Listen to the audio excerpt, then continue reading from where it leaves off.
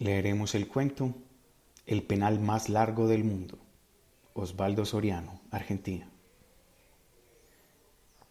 El penal más fantástico del que yo tenga noticia se tiró en 1958 en un lugar perdido del Valle de Río Negro, en Argentina.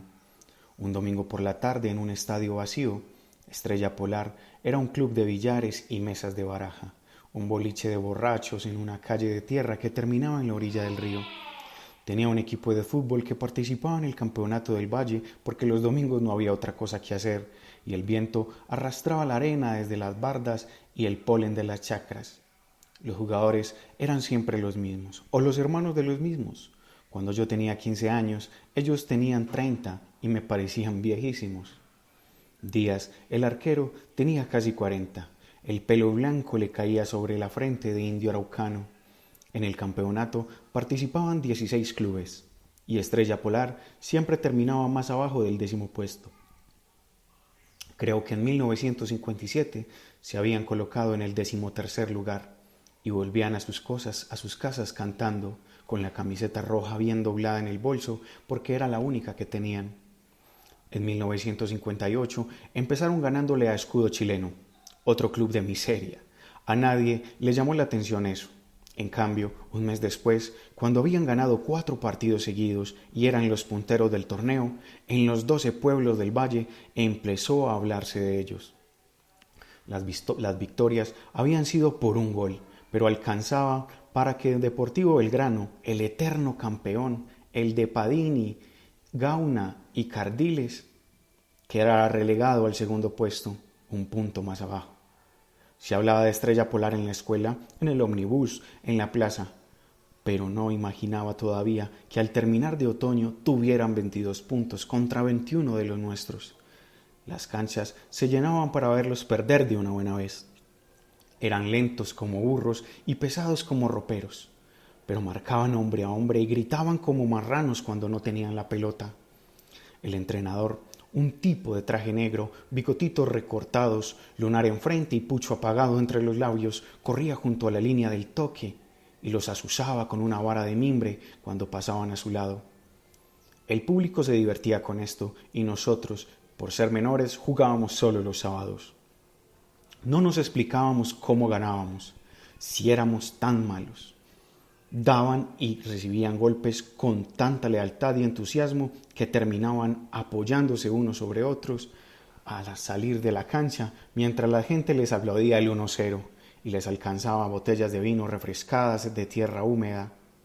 Por las noches celebraban en el prostíbulo de Santa Ana y la gorda Leticia se quejaba de que se comían el resto del pollo que ella guardaba en la nevera. Era la atracción en el pueblo, se les permitía de todo. Los viejos los recorrían en los bares cuando tomaban demasiado y se ponían pendencieros. Los comerciantes les regalaban algún juguete o caramelo para los hijos y en el cine las novias las consentían con caricias y encima de las rodillas. Fuera de su pueblo nadie los tomaba en serio, ni siquiera cuando le ganaron a Atlético San Martín por 2-1. En medio de la euforia perdieron. Como todo el mundo, en barda del medio y al terminar la primera parte, dejaron el primer puesto cuando Deportivo Belgrado los puso en su lugar con 7 goles. Todos creíamos entonces que la normalidad empezaba a restablecerse, pero el domingo siguiente ganaron 1-0 y siguieron con su letanía de laboriosos, horribles triunfos y llegaron a la primavera con apenas un punto menos que el campeón. El último enfrentamiento fue histórico por el penal. El estadio estaba repleto y los techos de las casas también. Todo el mundo esperaba que Deportivo Belgrano repitiera los 7 goles de la primera rueda. El día era fantástico, fresco y soleado. Las manzanas empezaron a colocarse en los árboles. Estrella Polar trajo más de 500 hinchas que tomaron una tribuna por asalto y los bomberos tuvieron que sacar las mangueras para que se quedaran quietos.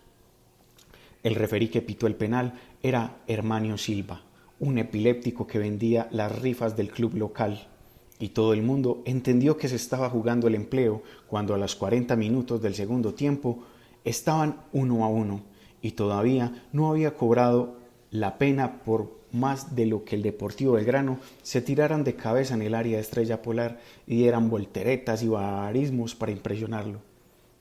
Con el empate, el local era campeón, y Herminio Silvia quería conservar el respeto por sí mismo, y no daba penal porque no había infracción.